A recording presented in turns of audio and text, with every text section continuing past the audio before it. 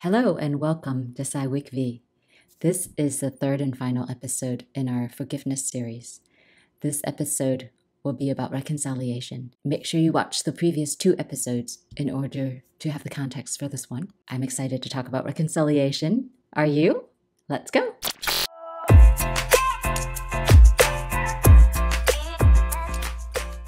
Forgiveness is something happens within a person, while reconciliation happens between people. You don't need the participation of the other person in order to forgive, but it takes 2 or more to reconcile. Therefore, reconciliation is not always possible or desired. The other person may be unrepentant, or they may have deceased, or you may not feel safe reconciling with this person. Now, reconciliation can take many shapes and forms. It can be as simple as 2 kids playing together shortly after they've had an argument, and without having had a talk about it or asking for forgiveness or talking about the offense, they begin playing together as if nothing had happened. Other times we have to make clear our intentions to reconcile and actually sit down to talk about what happened. It is important to remember not to attempt to discuss what transpired when you or the other person is still in distress, when we are still upset. Your desire to discuss the issue might be camouflage for an attack. If we're honest, we all wish the other person would come running to us begging for forgiveness.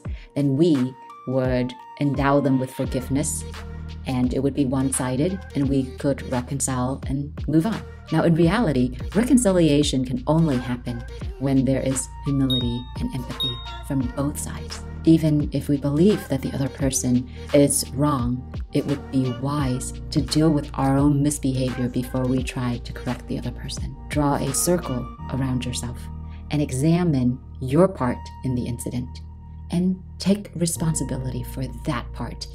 Ask for forgiveness for that part, even if it's a small percent. Think about how you acted and how you made that person feel and what it would have felt like if you were that person. During the discussion, it's important not to attack the other person's qualities. For example, "You do this because you're a jerk. You don't care. You don't love me." A better response would stick to describing what happened and how it made you feel. For example, when you call me fat, it hurts a lot. Fat is a very sensitive word for me. We'll discuss more about how to talk in difficult conversations in our next videos.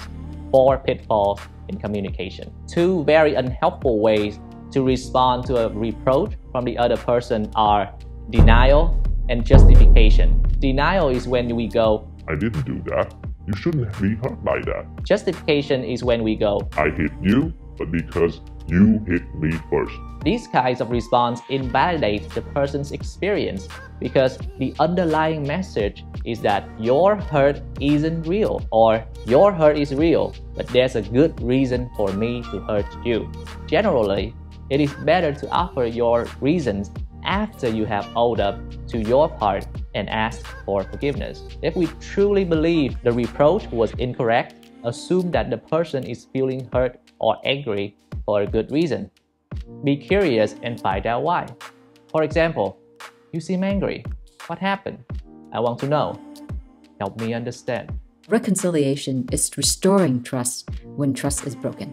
In order to restore trust, there must be an adequate amount of positive interactions between 2 people. So it is important to make time and provide space for positive interactions to happen. That may look like having coffee with the other person, hanging out, doing a common activity with them. However, we are imperfect people, and we will offend each other intentionally or unintentionally from time to time. So in order for reconciliation to work, we have to be willing to look past minor offenses and give the person the benefit of the doubt.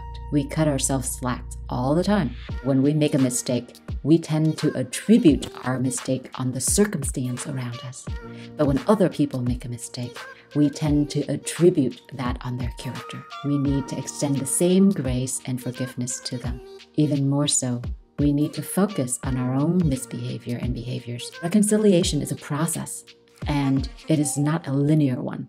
It doesn't just go straight up. Now, on the contrary, it tends to look like you're taking 2 steps forward and 1 step back. Setbacks will happen, and you and the other person will have to learn to extend grace to one another as you move forward. I think it would be insufficient if we talk about forgiveness without sharing our own stories of forgiveness. So this was a few years ago. I decided to apologize to a friend who I hadn't seen in 2 years. At first, I didn't think I needed to, because my actions was reasonable and justified. But after 2 years, I finally saw how my actions could have hurt the person.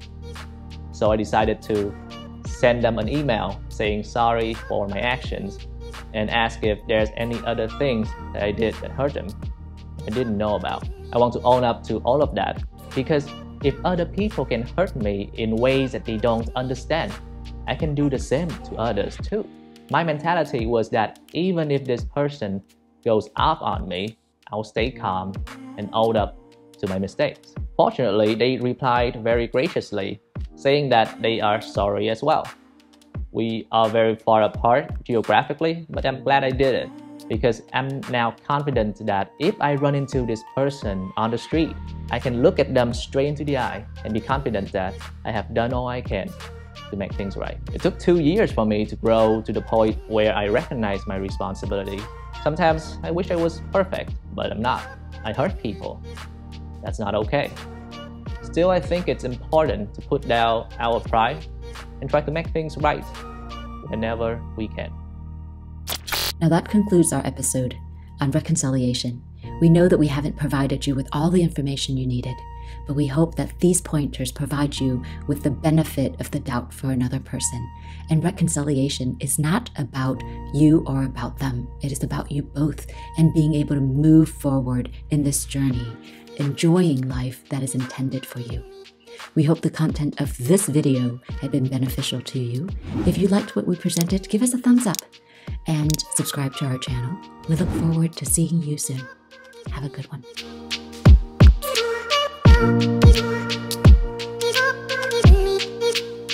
I need you more.